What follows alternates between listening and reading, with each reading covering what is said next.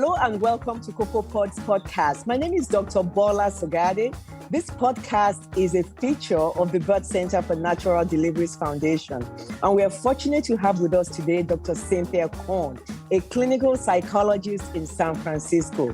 So hello and welcome, Cynthia, to Cocoa Pods podcast.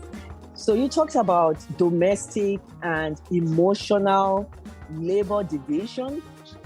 Mm-hmm. Do you want to elaborate on that? Well, people have probably heard about emotional labor lately, in quotes. It's been in the popular culture for a while, and it was actually coined years ago.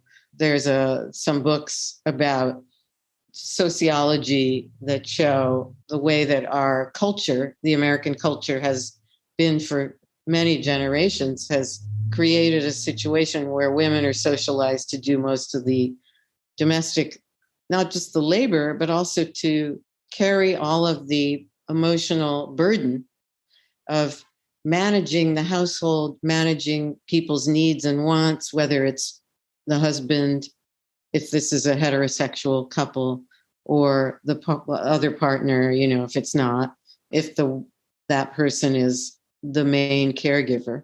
So it's usually the caregiver who's the central one taking care of the kids that does more of this, right? And feels beleaguered by it because it's a heavy burden to be the one that carries all of that management. And it often fell to the woman who was taking care of the children in traditional terms in the heterosexual marriage. Now things have shifted because we have a much more open family structure. We have LGBTQI couples of all kinds creating change in the way these things are done. But apparently, statistically, and I know some of this, even though I'm not an authority, it hasn't completely changed. The person that decides to be at home with the kids or who does more of that ends up doing more of this work, whether they're in a relationship with a partner who works outside the home or works at home. So it can be difficult for that person. And then we also talked about intimacy, sex, and this appears to probably can be a frequent source of conflict between couples. And I wonder if the disagreements are about the frequency of intimacy, with one person feeling their needs are not being met and the other person feeling harassed or badgered. What are the ways in which intimacy could cause conflict amongst couples?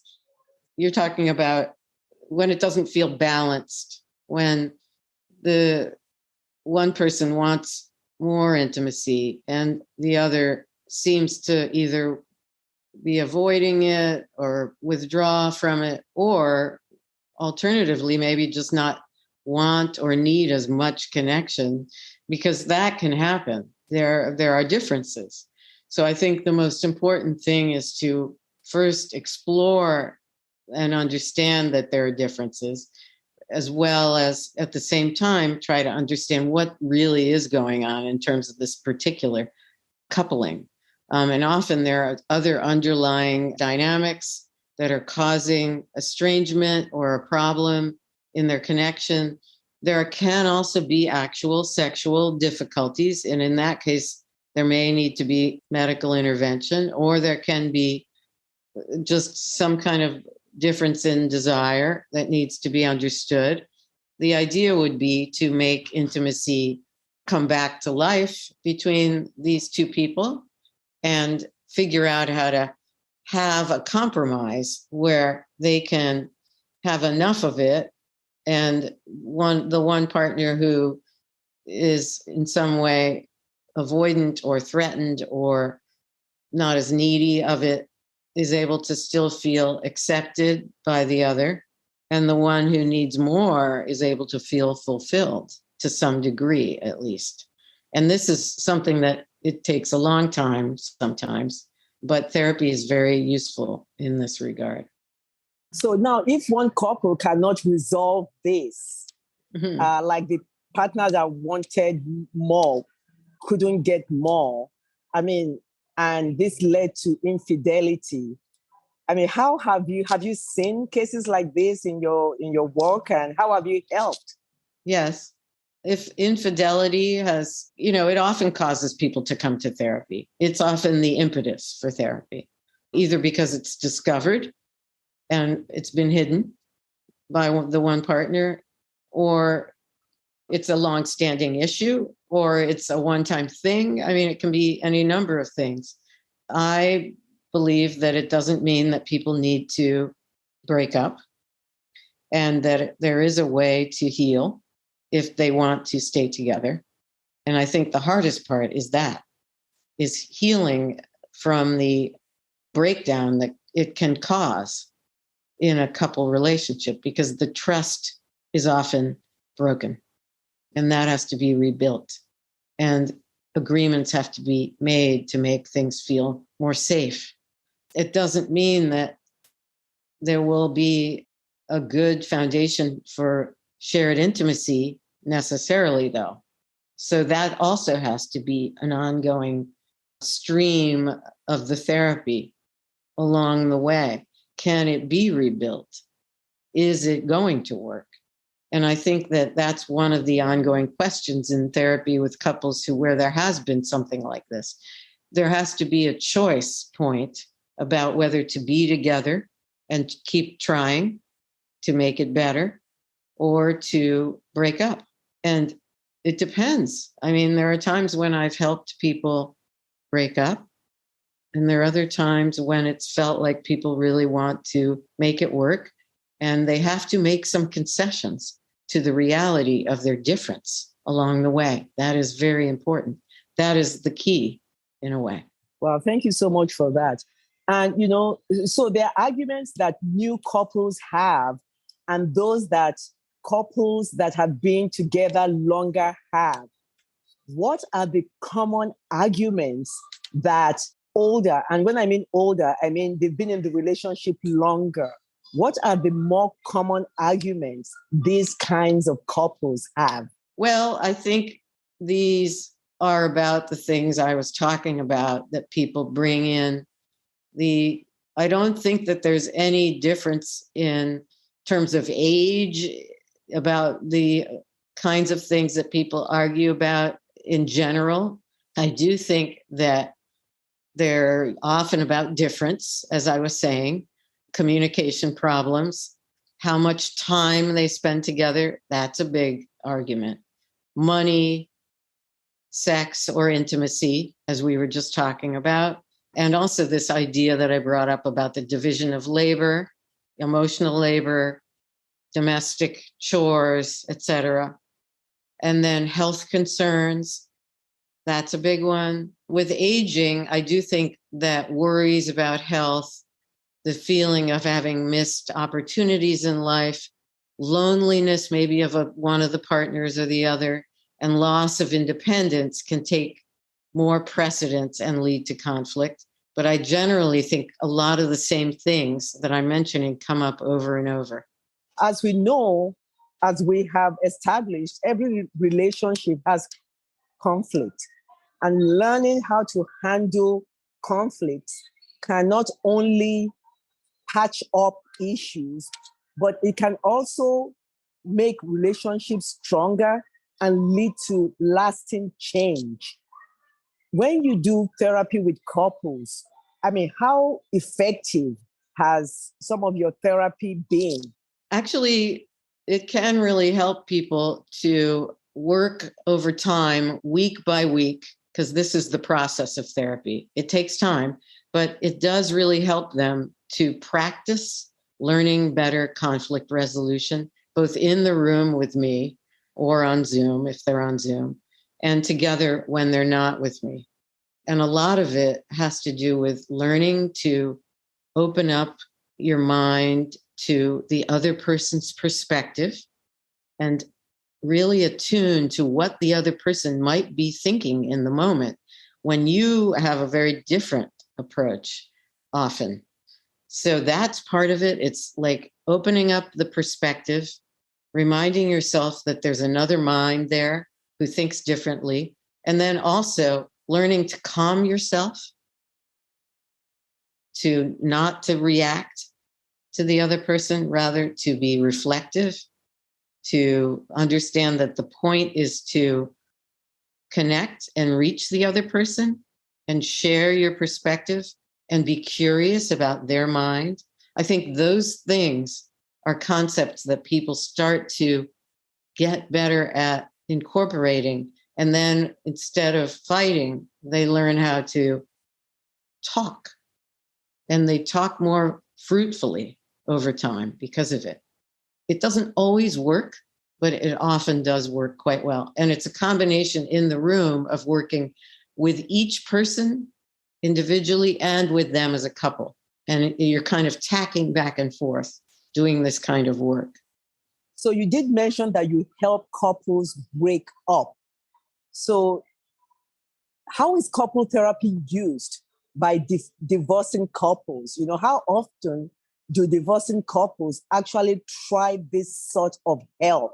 And at what stage of the relationship or the breakdown of the relationship do couples seek, you know, like maybe a couple, they see that they are destined for divorce, but it's just like, let's try one last thing.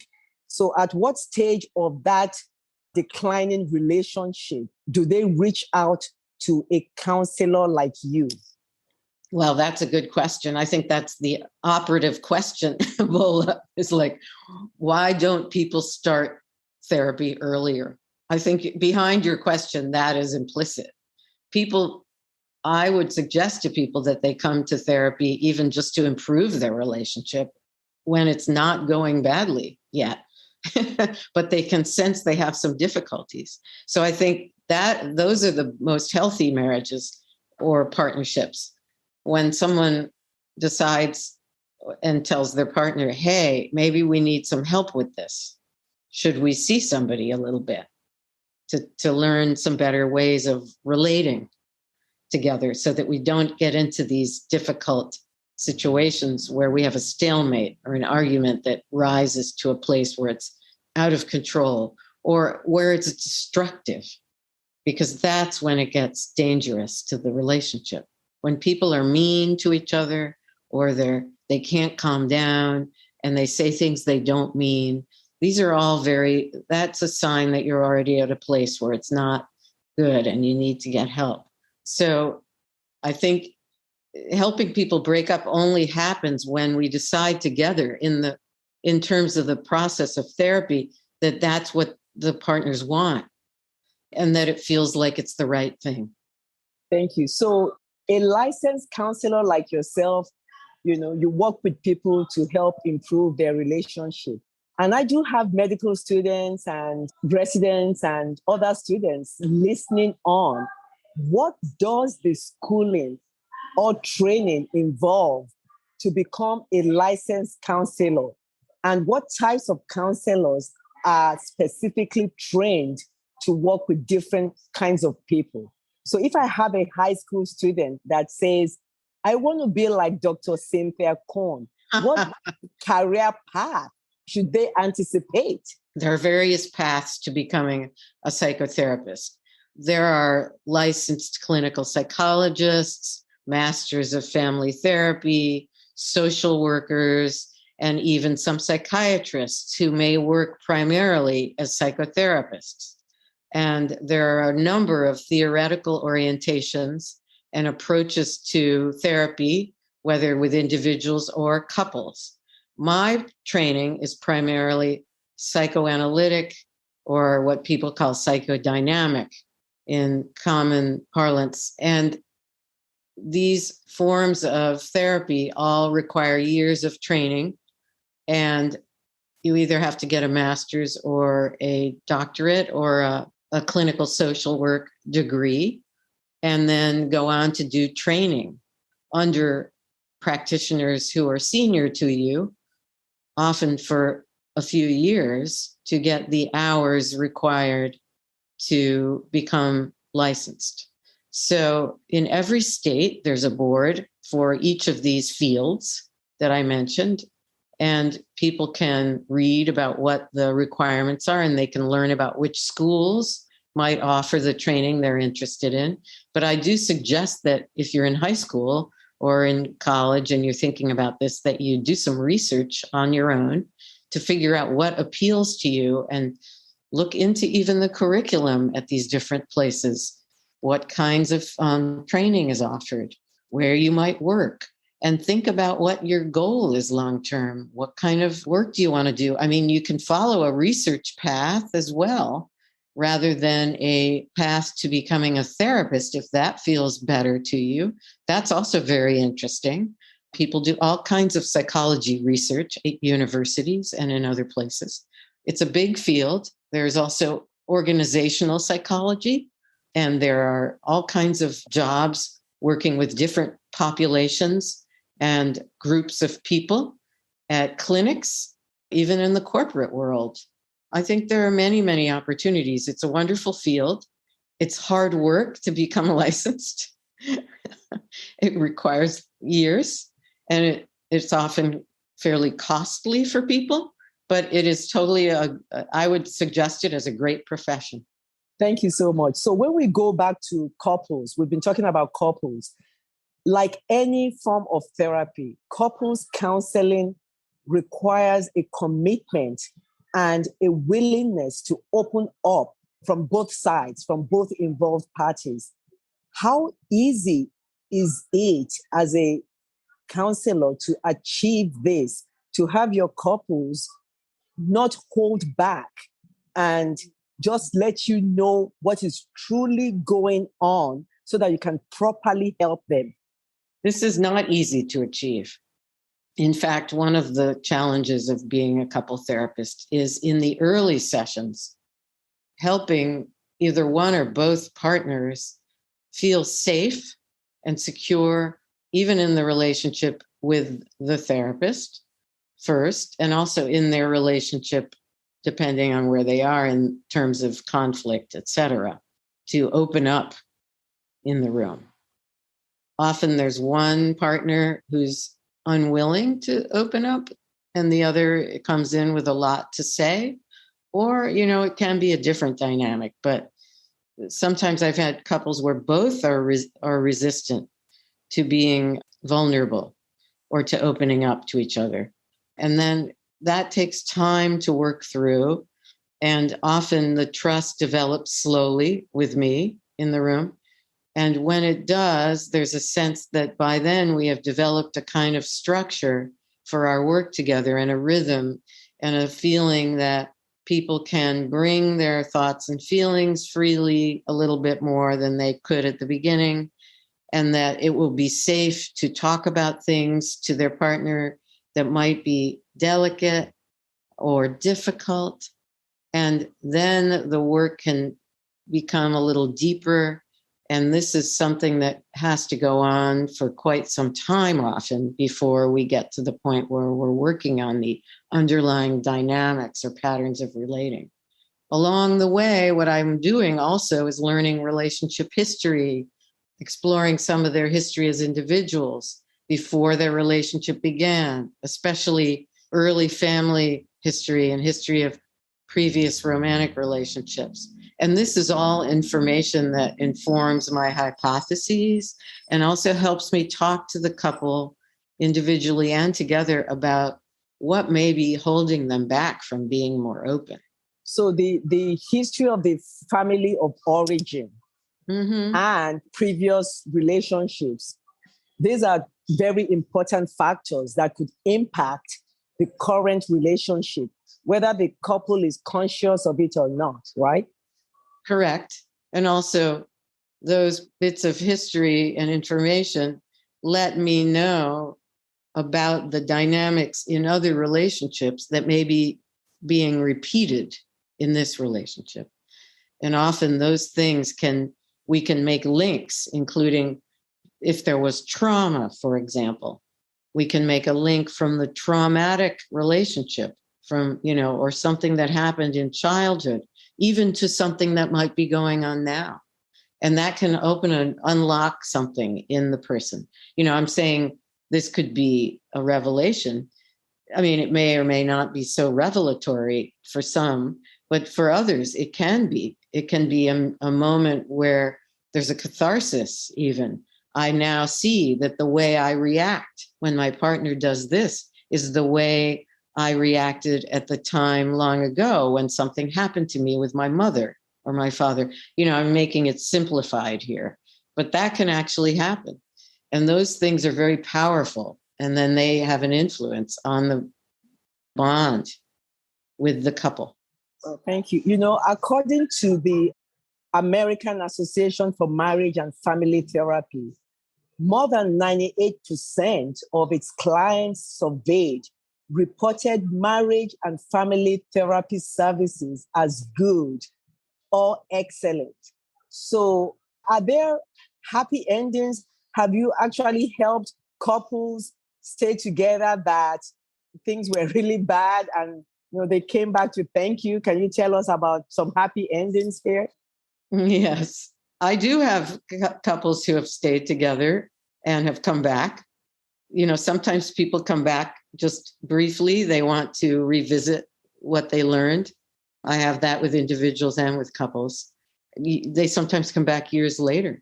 Many people graduate, in quotes, from therapy because they're ready to go out on their own and practice what they learned, and they feel more stable and they feel better together. So yes, there are all kinds of good outcomes. That's actually a common theme, is that people get a lot from therapy and then they go off on their own. Sometimes I do not hear about what happens with them. I mean, that's the norm. But the sense I have at the end is they've had enough therapy for now, and that now they see the benefits of it. And that's one of the goals, is people come for a couple of years even. And I know that might sound like a long time to your listeners, but it's actually a very good amount to start therapy and learn something and then take it on the road with you. And then later, because you had a good experience, you might decide, well, now we're having a different part of life come in and affect us in a way that we didn't expect. There's a transition or something. Maybe we go back to therapy. For our listeners out there, we're fortunate to be talking to Dr. Cynthia Cohn from the Bay Area. She's a counselor, a licensed clinical psychologist, MFA Psych D. So we're very fortunate to be talking to Dr. Cynthia Cohn today.